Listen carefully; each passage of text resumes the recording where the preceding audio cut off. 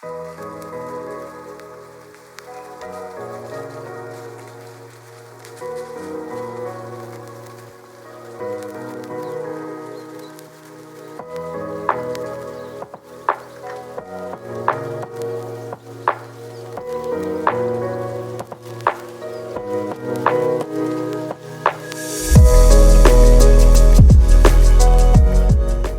everyone and welcome to my happy place.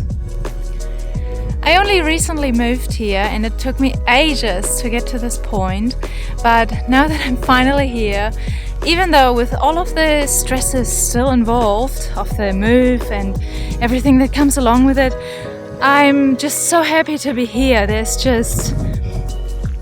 so much nature, so much to explore, and it's so great to be out here with the dogs.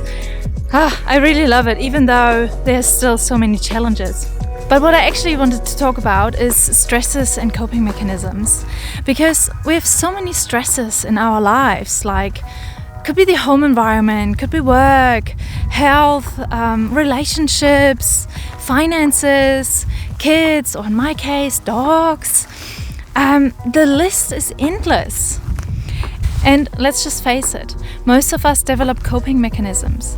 Coping mechanisms are strategies or behaviors that help us deal with these stresses, emotional pain, or challenging situations.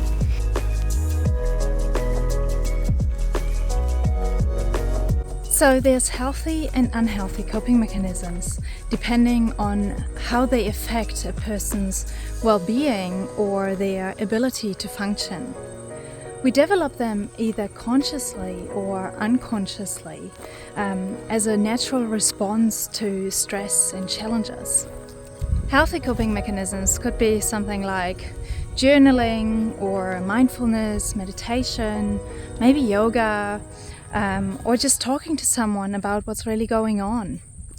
But then there are also unhealthy coping mechanisms, and that could be something like avoidance, procrastination, over or under eating, or maybe you find yourself in bed at night with racing thoughts and you need to turn on that show to fall asleep.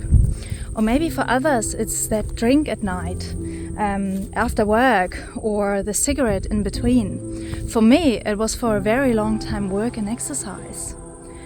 And I want to appeal to anyone, before we judge, let's show compassion to yourself and to anyone else really. Because in this world where we have so many stresses, it's so hard to deal with all of them that it's really great if we find something that can help us deal with it. So let's just find compassion first. The problem is that we often develop healthy coping mechanisms, and over time they can actually turn into unhealthy coping mechanisms. But how do we even know if we develop coping mechanisms at all? The answer to that is usually self-reflection. By reflecting on your own behavior, by a regular self-assessment, that can actually help you identifying your coping mechanisms or your go-to strategies when being stressed. Alternatively, you could get feedback from others like friends, family, or even health professionals. As soon as you've done that, you can start addressing your coping mechanisms. You can learn and understand how they affect you and your life.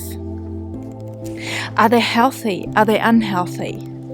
And as soon as you've done that, you can actually start doing something about it. You can start create healthy new habits that can actually move you forward and enhance your life. So what did this mean for myself? It's actually a funny story because only recently one of my friends said she reckons that my YouTube channel is my own personal therapy. And the funny thing about it is that I actually think she had a good point, because whatever's going on in my life, whatever I'm struggling with, I reflect on it, I work through it, and then I think maybe I should share it. And then I gotta go through it again, which is actually quite helpful.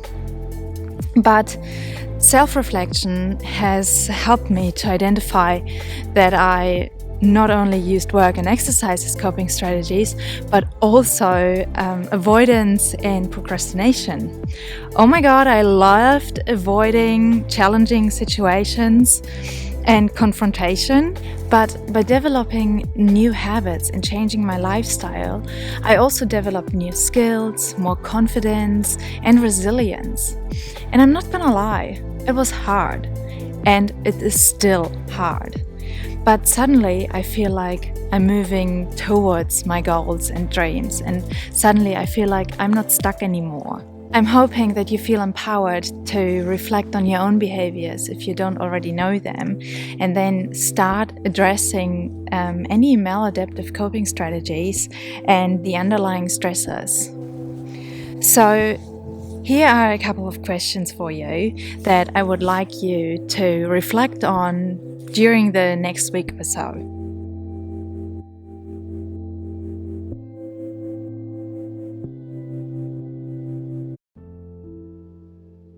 When or in which situations do you feel stressed? What is your go-to thought, your first action, or maybe even craving when you feel stressed or overwhelmed?